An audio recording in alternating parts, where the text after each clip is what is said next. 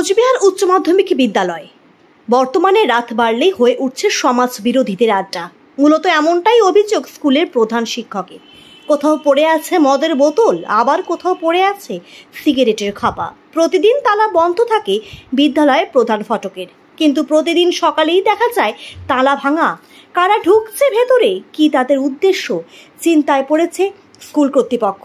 অবশেষে এদিন কোচবিহার কোতোয়ালি থানায় লিখিতভাবে অভিযোগ দায়ের করতে বাধ্য হয় কর্তৃপক্ষ। শিক্ষক সুবাবলু ঘোষ অভিযোগ করে বলেন, 60 থেকে 70 কেজি ওজনের লোহার গেট কেটে চুরি করার চেষ্টা করেছে দুষ্কৃতীরা।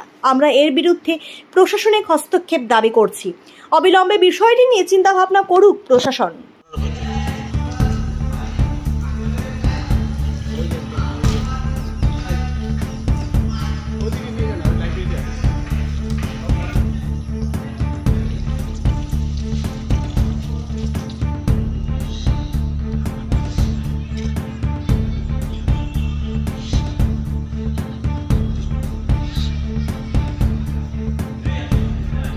আজকে যখন আমরা স্কুলে সকালে এন্ট্রি নেই, সেই সময় দেখছি আমাদের যে বিদ্যালয়ের মেন গেট, লোহার যে গেট, ছোট যে গেটটা, সেই গেটটা নেই।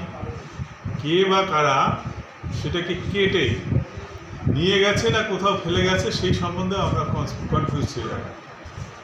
তো এসে বলছি কোথায় গেল গেটটা। তো আমার সিসিটিভি ফুটেজটাও আমি দেখলাম যে রাত্রে মোটামুটি 10টা 11টা 12টায় কিছু কি বলবো মিসক্রিয়েন্ট যারা তারা ঢুকছে বেরোচ্ছে। একটা বড় ক্ষতি। গেটটা তো লাগাতে গেলে অনেক টাকা পয়সারও ব্যাপার আছে, আর লোহার একটা গেট সরকারি সম্পত্তি, একটা হচ্ছে শিক্ষা প্রতিষ্ঠান, সেই প্রতিষ্ঠানের কীরকম অনাহুত যে ঘটনা সেটা ঘটলো। আমরা প্রশাসনের দ্বারস্থ হওয়ার জন্য চিঠি চাপাটি সব তৈরি করলাম, কিন্তু এর আগেও শুধু এটাই না, গ্র্যাজুয়ালি এই জিনিসগুলো হচ্ছে আমাদের বিদ্যালয়ের সঙ্গে। সেটা হচ্ছে যেরকম বাউন্ডারি অনেকটা কিছুটা ওরা ভেঙে দেয়, যেগুলো একটু নরম, অনেক দিনের পুরোনো বাউন্ডারি। আমাদের একটা মিড ডে মিলের টিউবওয়েল আছে, অনেকবার আমরা লাগাই, 2-3 দিন পরেই দেখি মাথাটা নেই, হারিয়ে গেছে।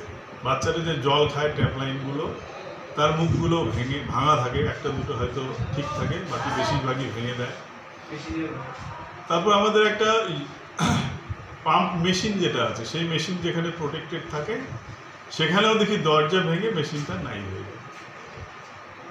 সারা মাঠ যেখানে বাচ্চারা খেলে তার সাইডে পুকুরে সেখানে হচ্ছে কাচের বোতল, গ্লাস, সেগুলো পড়ে থাকে দিনের পর দিন।